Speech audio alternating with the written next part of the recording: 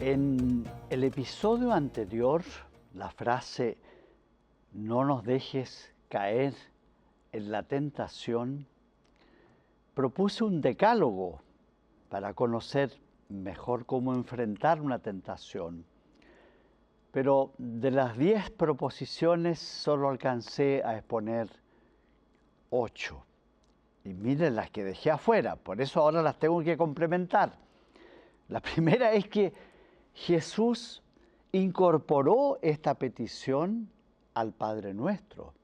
El Padre Nuestro, les dije en el primer episodio, es una obra maestra, es el compendio en 25 segundos de todo lo que es lícito desear, imaginar y pedirle a Dios con las propias palabras de Jesús. Si Jesús incorporó esta frase, esta petición, "no nos dejes caer en la tentación", es porque Él consideró absolutamente normal, no solamente normal, de gran provecho, de utilidad, el experimentar nosotros como miembros de Cristo las mismas tentaciones que Cristo sufrió. Porque la tentación no es la batalla en sí, no es tampoco la guerra definitiva.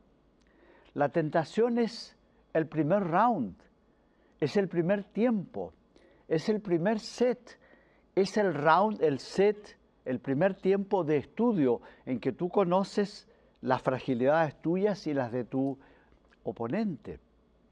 Y por eso es tan importante y tan extremadamente útil la tentación, y tal como les dije, es un galardón, es un diploma, una certificación de que eres realmente discípulo de Cristo y de que el enemigo, el demonio,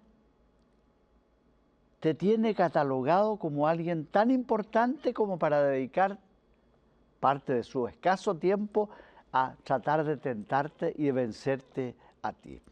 Y la otra frase del decálogo que no alcancé a exponer es que Dios es fiel y jamás permitirá que caigamos, que sucumbamos ante la tentación en la medida en que le pidamos con una oración filial, fiel, perseverante, le pidamos no sucumbir en la tentación. Ahí tienen los 10 términos de este decálogo de la tentación.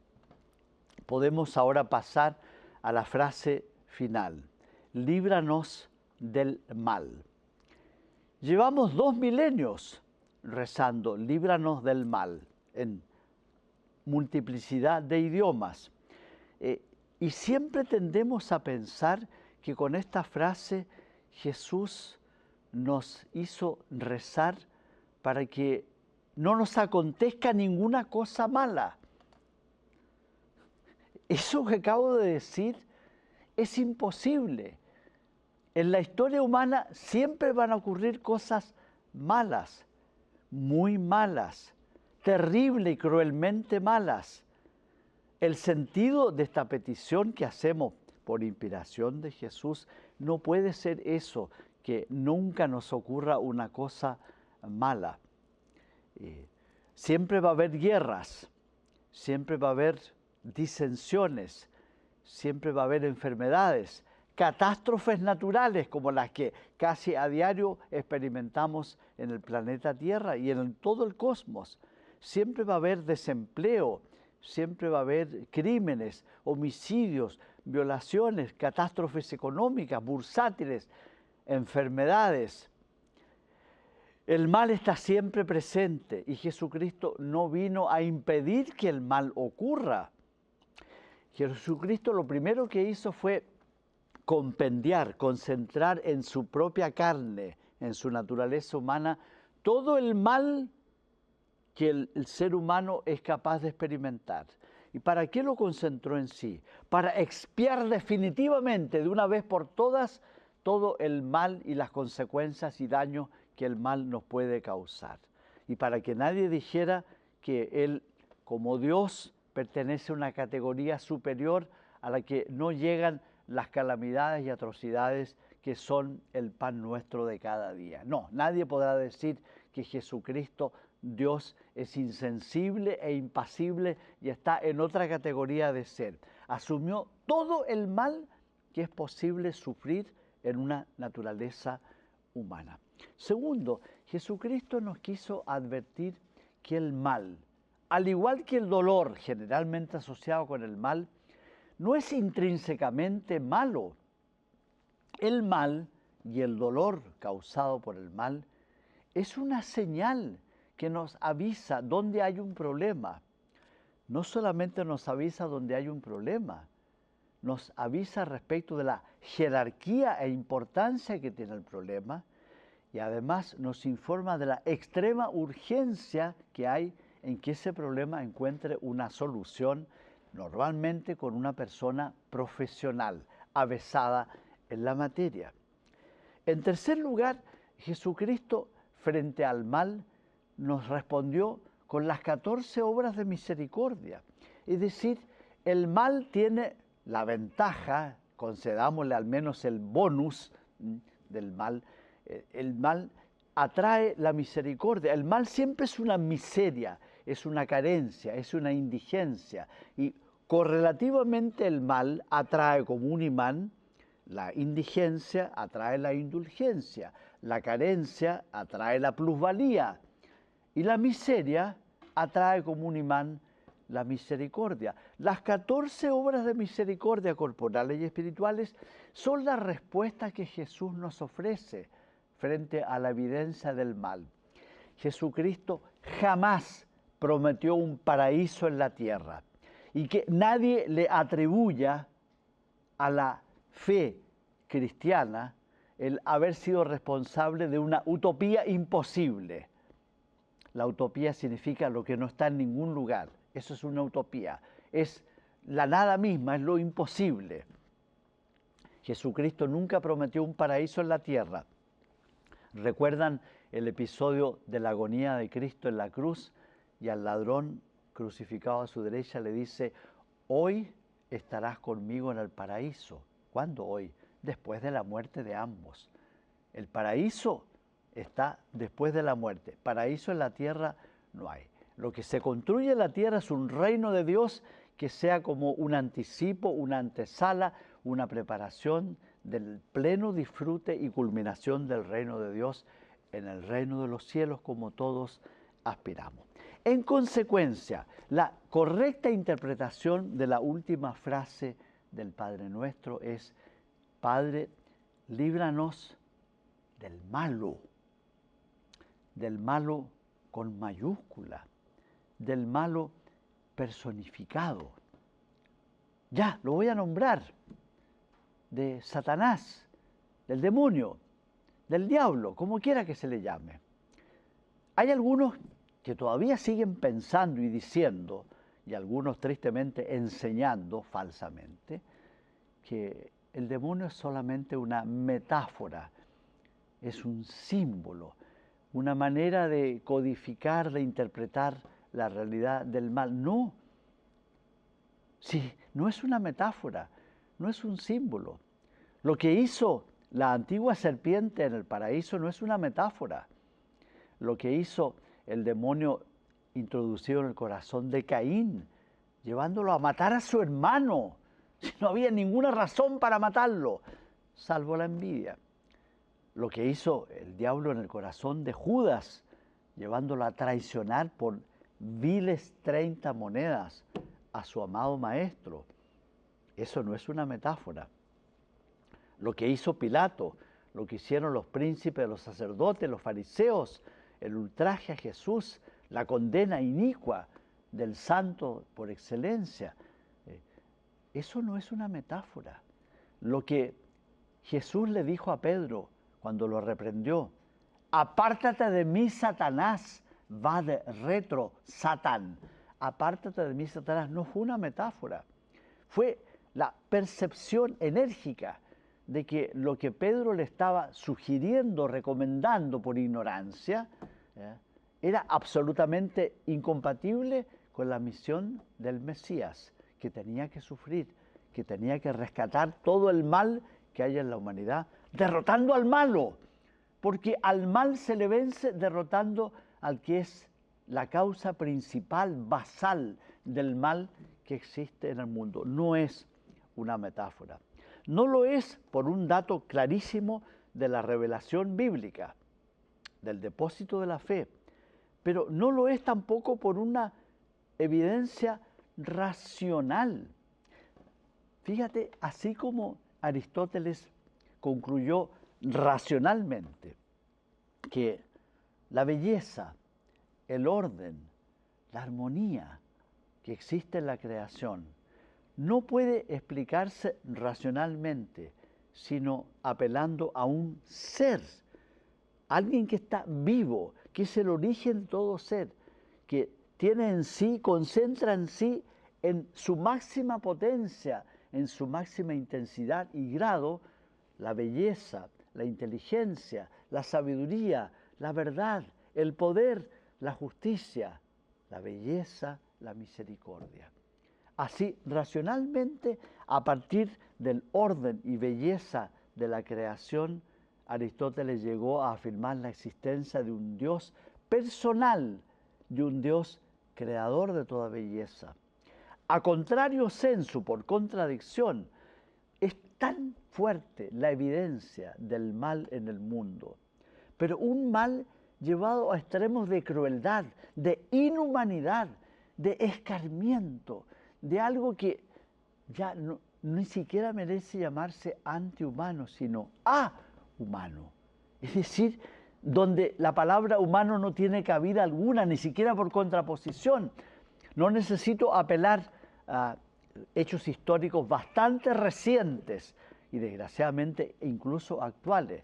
Pero si me piden remitirme a la Biblia, bueno, las barbaridades que hacía el faraón en tiempos de Moisés, las brutalidades en que incurrieron los Herodes, el Herodes que mandó matar a los niños inocentes de Belén, el Herodes que mandó degollar a Juan el Bautista por el capricho de una bailarina sensual y de una mujer despechada, y la brutalidad de la muerte y de los ultrajes que antes de morir sufrió Jesús.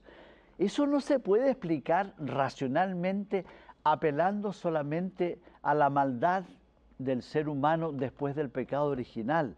Tiene que haber un factor, un fautor, uno que encarna personalmente el mal y vive dedicado a tiempo completo a multiplicar el mal. Es lo único que él sabe hacer. Y por eso la última frase o petición del Padre Nuestro correctamente se interpreta cuando uno dice, líbranos del malo.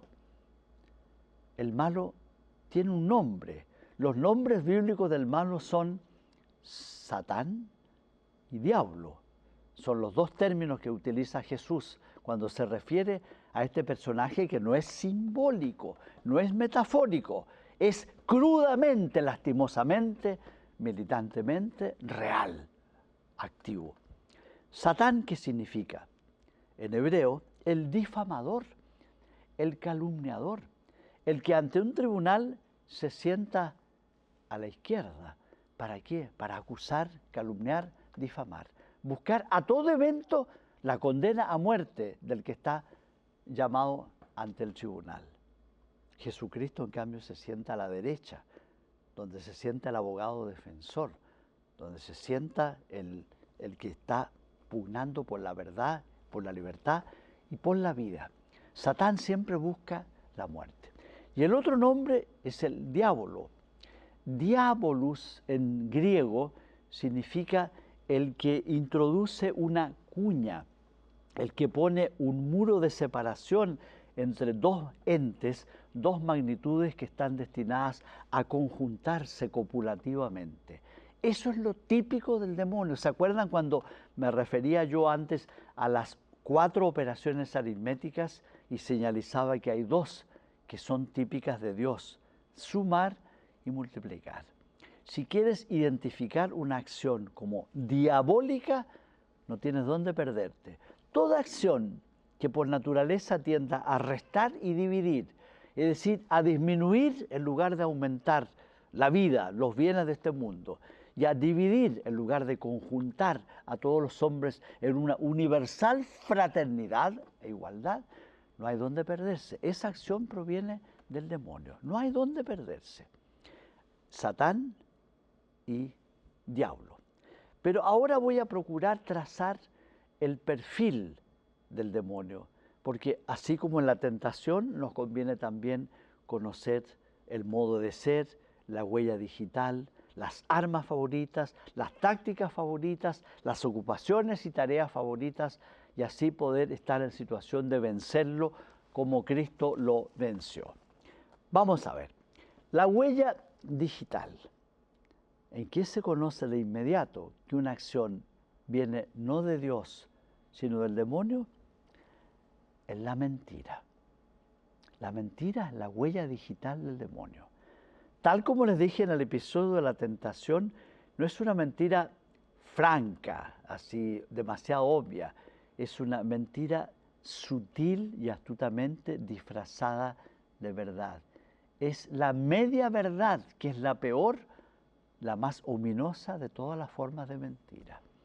En eso el demonio es experto, es tan experto que Jesús en Juan 8 lo llama padre de la mentira y mentiroso desde el principio, no hace otra cosa que mentir. Qué repugnante es el acto de mentir.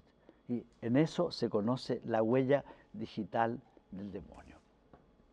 En estrecha alianza con la huella digital está el arma favorita del demonio, que no es otra que la violencia.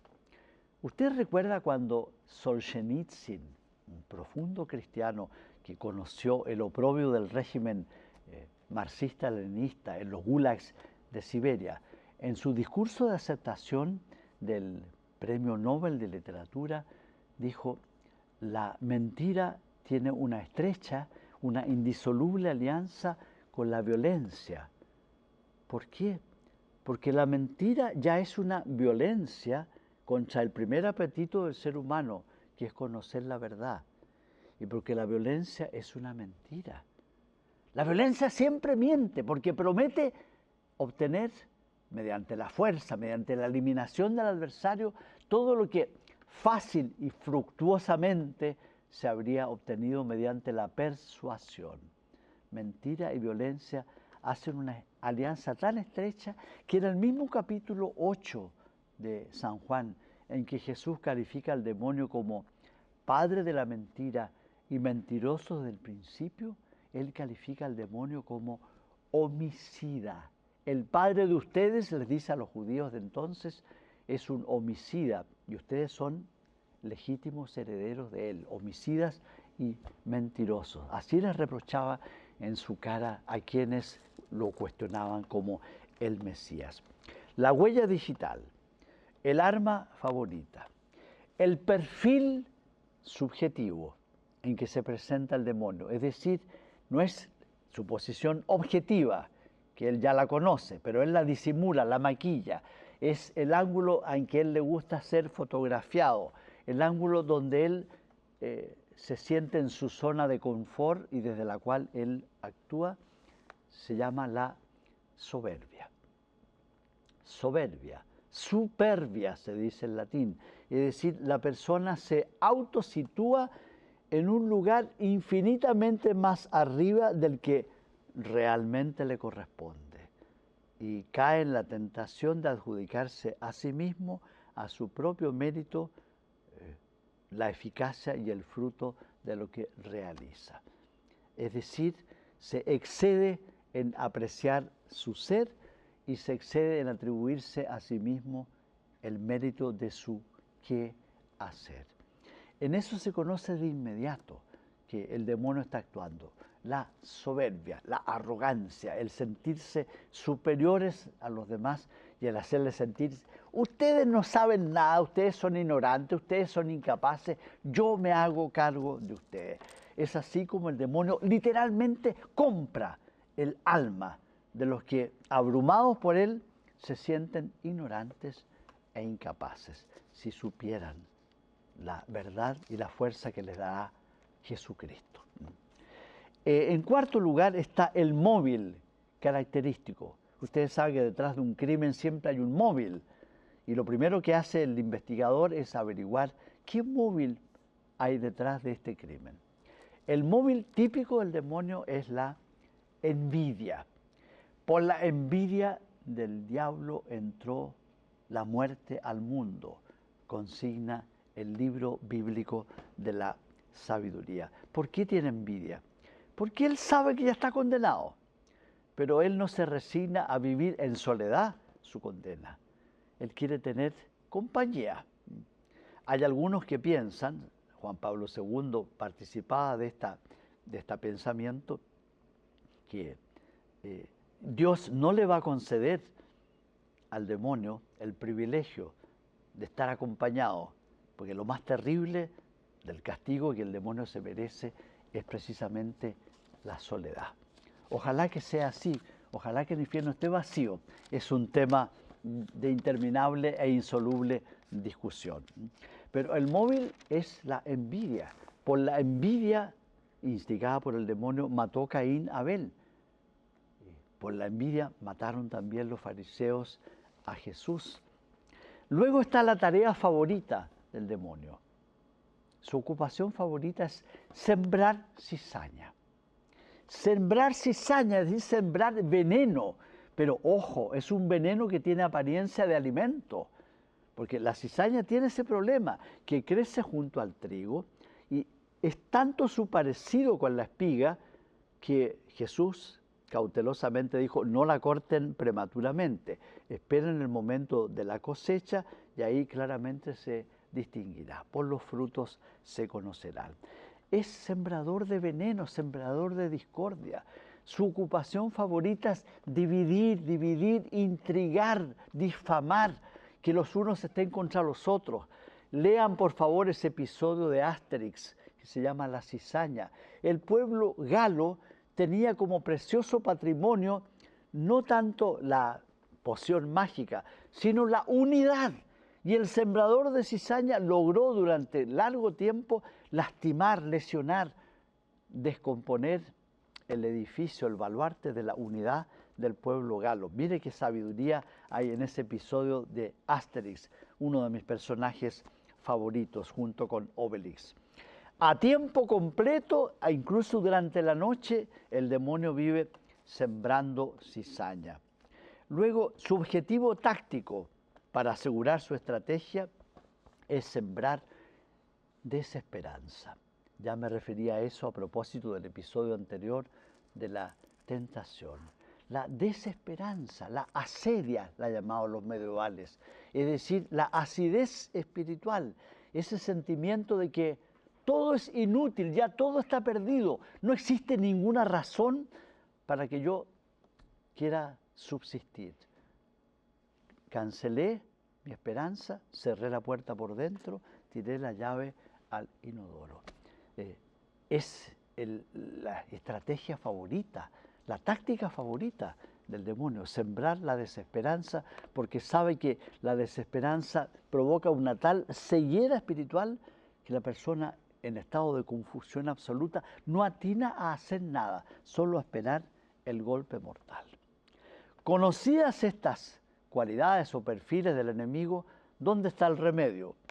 Contra la mentira, la verdad, el culto a la verdad. Contra la violencia, la persuasión, la mansedumbre, el respeto. Contra la soberbia, la humildad. Contra la envidia, la solidaridad, gozarse con el triunfo del hermano.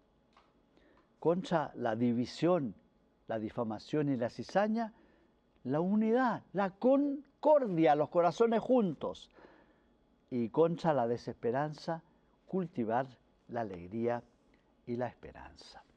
Y dejo para el final, como en el capítulo de la tentación, el arma mortal, la bomba nuclear que desespera y derrota al demonio. El gran exorcismo, que tiene nombre de mujer, el gran exorcismo se llama María Inmaculada, la gracia plena, como la llamó.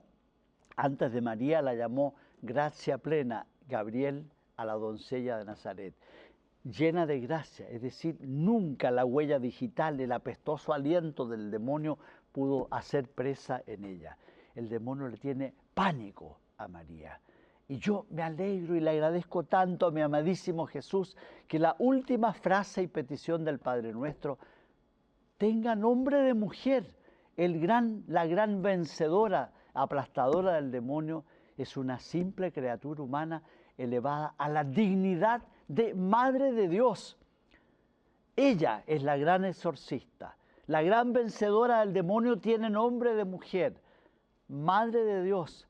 Y como es Madre de Dios, ella es la que nos permite, alienta y hace posible rezar como Jesús nos enseñó: Padre nuestro que estás en el cielo, sé también vida nuestra, así en la tierra como en el cielo. Que Dios te bendiga.